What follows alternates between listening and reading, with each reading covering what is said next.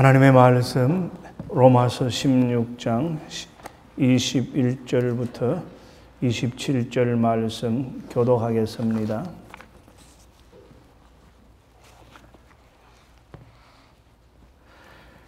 나의 동역자 디모데와 나의 친척 루기오와 야손과 소시바드가 너희에게 문안하느니라.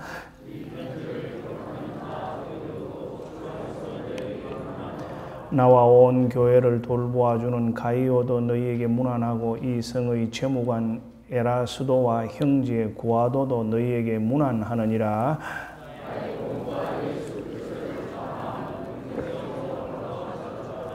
이제는 나타나신 바 되었으며 영원하신 하나님의 명을 따라 선지자들의 글로 말미암아 모든 민족이 믿어 순종하게 하시려고 알게 하신 바 그 신비의 계시를 따라 된 것이니 이 복음으로 너희를 능히 견고하게 하실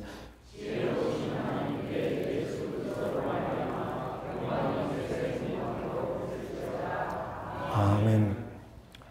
네, 제가 마이애미에 오래전에 있을 때에 남미에 선교지를 방문하시는 분이나 또 남미에 계신 선교사님들을 참 많이도 모신 경험이 있습니다. 여러분들이 오가는 가운데 묵어가기도 하고 또 비자를 내어주도록 보살펴 드리기도 하고 했는데 한 서울에서 오신 목사님이 아주 이상한 경험을 하셔서 우리가 참 많이 웃었습니다. 그분이 남미에 들어가기 전에 마이애미 비치에서 좀 떨어진 큐웨스트 쪽에 가는 조용한 해변에 수영을 하다가 해변가에서 큰 박과 같은 그런 아주 호박 덩어리 같은 것을 하나 주셨습니다. 너무 신기하고 귀한 것이어서 이 호박 덩어리처럼 누렇게 생긴 큰 통을 내가 한국에 가서 교인들에게 꼭 보여줘야 되겠다고 생각하고 이제 그걸 가지고 남미의 선교지 공항에 들어갔습니다. 세관의 직원들이 짐 검수를 하다가 요절 복통을 하는 것입니다. 자기 직원들 다 모아놓고 이거 보라고 이거 뭔데 가져왔느냐고 막 웃고 난립니다. 그래서 목사님이 이거 한국에서 잘 못 보는 귀한 건데 이 안에 뭐 들어있을지 모르지만 참 그 흥부 놀부에 나오는 박처럼 귀한 거다 하고 온갖 얘기를 다 했는데 그 세관 직원이 하는 말이 문 열고 나가보라고 길가에 가면 수두룩이 흔해 빠지고 쓰레기통에 가면 숭이 쌓여있는 게 그거라고 야자 열매 떨어진 거. 그래서 그 무거운 그 중요한 선교사님에게 갖다 드리려고 했던 백에 짐 속에 그걸 넣어오느라고 낑낑대다가 그만 그걸 버리고 빈손으로 다시 마이애미에 돌아왔어요. 그래서 자신도 참 재미있는 경험을 하고 창피를 당했다고 그래서 가져가고 싶으면 내가 해안에 가서 또 하나 주워줄 테니까 가져가 보시라고. 안 가져간다고. 왜? 이제 깨달았어요. 심어도 살아나지도 않고 쪼개봐도 아무것도 먹을 것도 물도 안 나오는 말라 비틀어진 죽은 씨를 내가 왜 가져가겠느냐고. 열매는 안에 생명이 있어야 열매지요. 열매는 그 열매 자체가 살아있을 때 DNA가 씨앗이 발화되면은 다시 또 열매를 무수히 그려 드릴 수 있지요. 선교라고 하는 것은 우리는 예측할 수 없는 미래이지만은 뿌리고 갖고 놓고 기다리면 하나님이 때에 따라서 열매를 주시는데 그 때를 우리가 정확하게 예측하거나 계산하거나 기대하기가 힘들 뿐이지요. 리빙스톤은 평생을 바쳐서 아프리카의 사자에게 손을 뜯겨가면서 마지막에는 그 고요한 중에 기도하다가 하나님 나라에 부름 받을 때까지 그가 외로운 사투를 벌였지만은 선교학자들의 통계와 조사에 가면 그가 구원시켜서 그리스도를 구주로 받아들인 사람은 그의 평생의 선교 사역 중에 원주민 하나밖에 없었다는 겁니다. 그러나 리빙스톤은 셰익스피어 이후로 윈스턴 처칠 이래로 영국의 최고의 위대한 위인으로 웨스트민스터에 묻히고 지금도 세계 선교사에 그의 숭고한 희생과 정신은 아프리카뿐만 아니라 전 세계의 면면이 기독교의 사랑과 헌신으로 흐르고 있지요. 하루아침에 열매가 거두어지는 그런 풀이 있을 수도 있겠지요. 그러나 수년이 지나야 적어도 4, 5년이 지난 다음에서부터 과일을 따먹을 수 있는 열매도 있지요. 그러나 그 씨앗에 생명이 살아있으면 그 생명은 꼭 다시 발아하고 다시 살아나서 자기보다 수십 배, 수백 배가 더 되는 열매를 거둘 수 있도록 하지요. 그것은 그 안에 생명이 있기 때문인데 선교는 그 안에 복음이라고 하는 예수 그리스도의 부활하신 능력이 있기 때문이지요. 바울은 로마서를 쓰고 마지막 부분에 와서 여러 사람들에게 문안을 하고 감사를 하고 협력자에 대한 안부를 전하면서 그 편지 최후 마지막 구절에 모든 민족이 믿어 순종하게 하시려고 이를 복음의 능력으로서 능히 세운다고 하면서 선교적 관점에서 자기가 지금까지 설명했던 구원의 도리와 삶의 원리를 잘 종합하고 있습니다. 복음 안에 감추어진 그 능력이 능히 세세 무궁토록 그런 능력을 나타내는 힘을 가지는데 이것은 결국 사도 바울이 로마에 가고 싶었던 것, 스바나에 가고 싶은 것, 로마 교인들과 이렇게 교제를 나누고 로마 교회와 좋은 관계를 가지고 로마 교회를 든든히 세우면서 함께 선교에 동참하고 싶었던 것은 궁극적으로 모든 민족이 믿어 순종하게 하려고 하는 선교의 궁극적 그런 사명감에서 그런 일이 있었습니다. 인생이 목적 없이 방황하는 것만큼 허무한 것은 없지요. 인생의 행복은 세월이 지날수록 그 목적을 찾아가면서 우리가 느끼는 보람이지요. 근데 그 목적은 성서적으로 말하면 하나님이 우리에게 주신 삶의 사명감이라고 표현할 수 있지요. 그 사명감을 실현해 가는 과정 속에서 우리가 보람을 느낄 때 삶의 행복이 있지요. 그리고 그 사명감의 결실이 나타날 때 우리는 야, 이거 참 하나님께 영광 돌리는 것이다 라고 하나님의 영광을 체험하죠. 하나님의 능력이 나타나고 하나님의 지혜가 나타나고 하나님의 임재가 나타나고 하나님의 현현하심이 우리 가운데 또 그런 일들을 통해서 자신의 내면과 삶을 통해서 체험됨으로 하나님의 영광이 야, 참 위대하다고 살아있는 하나님이시라고 체험하죠. 그런 모든 선교적인 결실을 사도 바울은 예수 그리스도로 말미암아 영광이 세세 무궁토록 있도록 하는 말을 통해서 선교의 열매가 그러한 밑바탕이 된다라고 우리에게 로마서의 마지막에 종지부를 찍으면서 가르쳐 주고자 합니다. 바울이 여기에 기록한 사람들을 통해서 뿐만 아니라 이런 사건들을 통해서 보면은 확실히 선교는 우리가 피땀 흘려 또는 억지로 하나님 앞에 응답하고 부름받아 순종하지만은 그 열매를 거두시는 분은 그 결실을 이루도록 하는 섭리를 가지신 분은 하나님이시기 때문에 그 열매를 통하여서 우리가 선교하는 기쁨과 보람을 느끼고 그 열매가 또한 열매를 더 많이 맺도록 하는 것이 하나님의 섭리인 것을 우리가 또한 체험하기 때문에 다른 어떤 삶의 목적을 향해서 달려가는 것과는 다르다는 것입니다. 오늘 바울이 여기에 기록한 마지막 8 사람들의 이름을 가만히 보면은 오랫동안 사도 바울과 함께 선교 사역을 감당했던 동역자들입니다. 디모데는 그의 친구 같은 믿음의 아들이자 후임자고 이 당시 사도 바울의 손발과 같은 역할을 하면서 로마서를 쓸 수 있도록 도운 분이지요. 안디옥 교회의 누기오는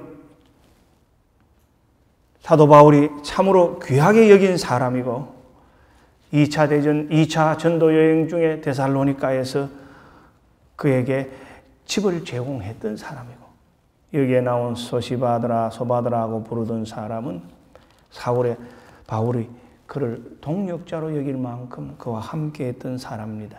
그리고 여기에 드디오라고 하는 사람도 보통 바울 서신에는 바울이 구술에서 편지를 받아 쓰는 사람과는 다른 바울과 아주 마음이 통하는 사람이었습니다.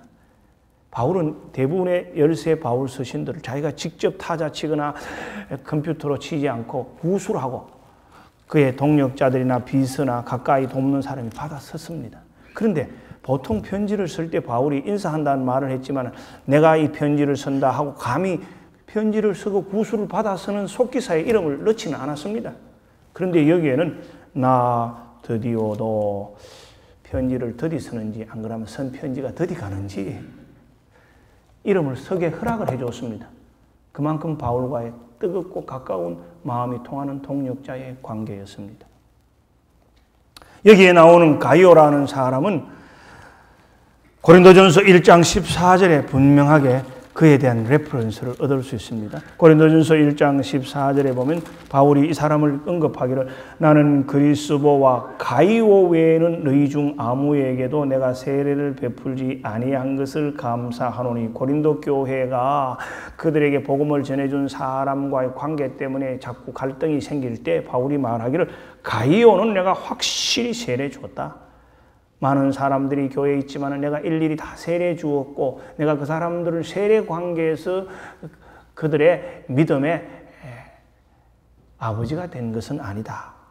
이 가이오는 고린도 교회에서 바울에게 세례를 받은 사람으로 고린도 사역의 바울의 첫째 열매입니다. 그리고 여기 보면은 에라스도라는 사람이 나오는데 이 고린도의 토목공업 공사에서 발굴된 것이 보면은 도로공사 비석에 그 사람의 이름이 서여져 있습니다. 당시의 관습에 의하면은 관리 책임자나 시공자나 크게 그 공사를 위해서 기여한 사람의 이름이 서여 있습니다. 그 대리석 포장도로에 1세기의 비문에 그의 이름이 서여져 있다는 것은 이 당시에 이미 에라스도가 고린도에서도 상당한 지위와 영향을 가졌던 사람으로 봅니다. 이렇게 고린도에 있는 사람들이 로마서를 쓸 수 있도록 바울을 많이 도와줘서 이름을 남겼는데 이 사람들이 다 누구냐? 대체적으로 사도 바울의 선교의 열매들입니다. 비서요 후임 사역자요 그의 믿음의 아들이라고 하고 8여 년 동안 함께 있으면서 사도 바울을 손발이 되도록 도왔던 디모데도 그가 더베와 루스드라에 가서 전도하는 전도 여행 중에서 그를 복음의 열매의 동력자로 만들었던 바울입니다. 여기에 야손 소시바드라고 하고 형제라고 하는 것은 믿음의 형제라는 그런 뜻입니다. 사도 바울이 그동안 많은 전도 여행을 하고 교회를 통하여 양육을 하고 개척을 하면서 교인들을 키웠는데 마지막 로마서에서 바울이 설 때 이 사람들을 언급한 관점은 그때 믿음을 심어주었던, 그때 훈련시켰던, 그때 양육했던 열매들이 지금 로마를 향한 사도 바울의 꿈의 그 비전의 동력자가 되었다는 말입니다.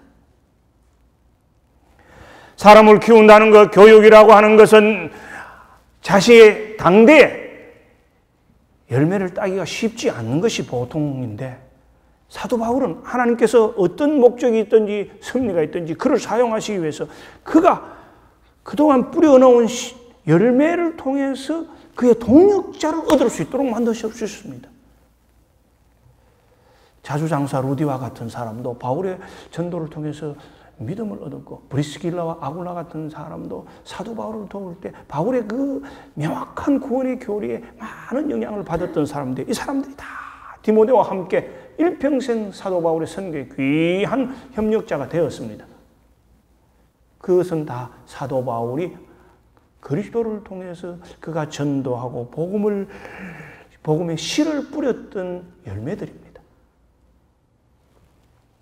하나님의 일은 이렇게 우리의 눈물과 기도와 땀과 헌신과 수고의 열매를 통해서 또 열매를 더 거두시게 하는 섭리가 있을 때가 많습니다. 근데 단 중요한 것은 그 열매가 살아있는 열매여야 되는데 생명의 씨앗이 있으면 복음 자체가 그 능력을 가지게 해주는 것입니다. 여러분, 바람에 나는 겨와 같다고 하는 것은 환경과 시대와 사조 속에서 뿌리를 내리지 못하는 것입니다. 그런데 그 열매가 죽지 않고 있었고 그것을 땅에 심으면은 하나님이 주시는 늦은 비, 이른 비, 이슬, 햇빛에 따라서 발화가 되면은 그것이 생명이 그곳에서 삭트면은 그 열매 하나가 아주 수십 배, 수백 배의 열매를 가져오게 됩니다. 그 속에 복음의 능력, 그리스도에 대한 고백, 영생의 확신, 그리고 하나님께서 부르신 사명에 대한 그 뜨거운 열정, 살아있었을 때 하나님께서 그걸 사용하십니다. 그러나 그것이 바람에 나는 겨처럼 환경에 따라, 시간에 따라, 사탄의 영향에 따라서 다 흘러가 버릴 때는 아무 소용이 없습니다. 선교라는 것은 가장 귀한 것이고 전도라는 것은 가장 아름다운 것이고 하나님의 교회에 하나님이 부르신 선한 일을 한다는 것은 매우 값진 것이지만 비교하면 세상의 어떤 일보다도 힘도 들고 오해도 받고 갈등도 극복해야 할 일이지요. 그러나 세상의 어떤 일보다도 하나님이 기뻐하시기 때문에 하나님이 기뻐하시는 기쁨을 통해서 내가 그 일을 하는 동안에 고생과 헌신과 희생 이전보다도 더한 기쁨을 맛보고 감사를 느낄 때가 있습니다.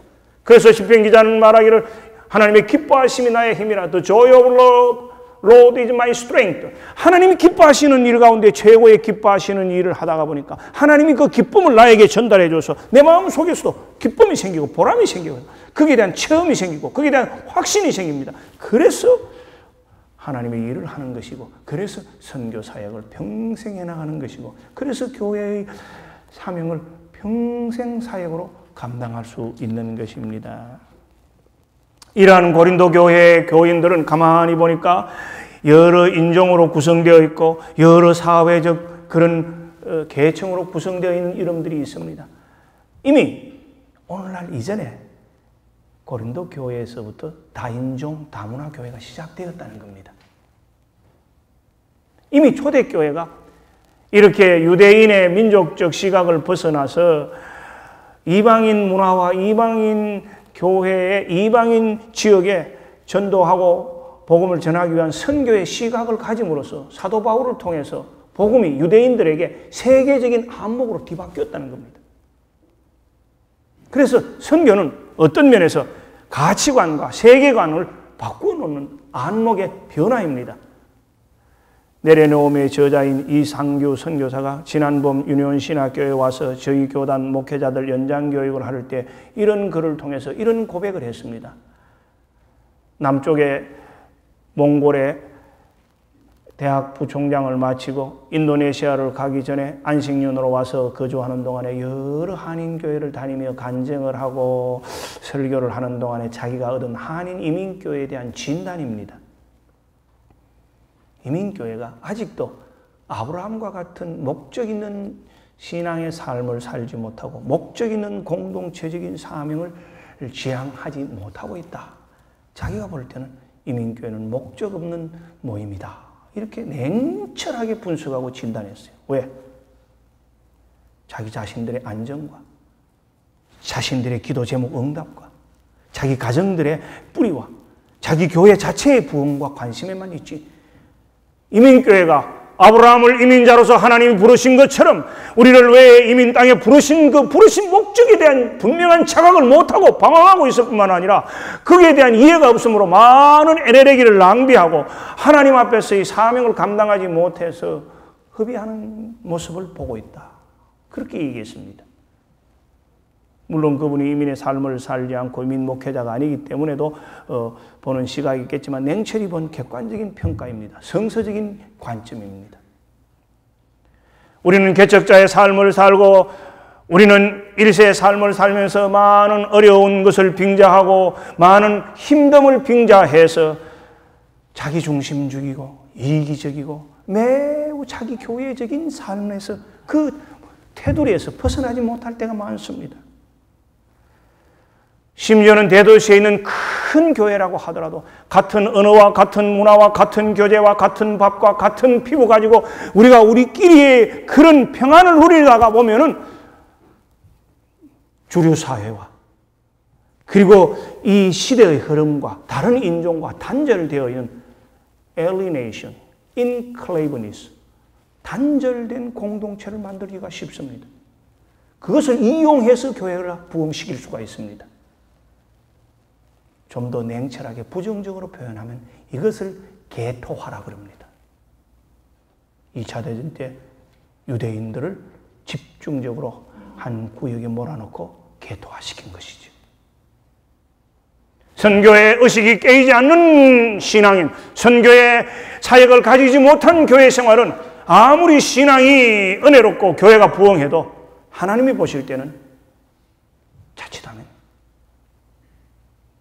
목적 없는 그런 인생 속에서 방황하는 것과 같을 수가 있습니다. 아브라함을 부르실 때는 그로 하여금 민족을 이루고 그로 하여금 수많은 후손을 바다의 모래청 하늘의 별처럼 이루어서 믿음의 조상으로 만들고 그로 하여금 이삭을 우리아 산에 바침으로써의 그런 마지막 순종의 결단을 보여주심으로 복의 근원이 되는 약속을 예정하신 목적 있는 인생이었습니다.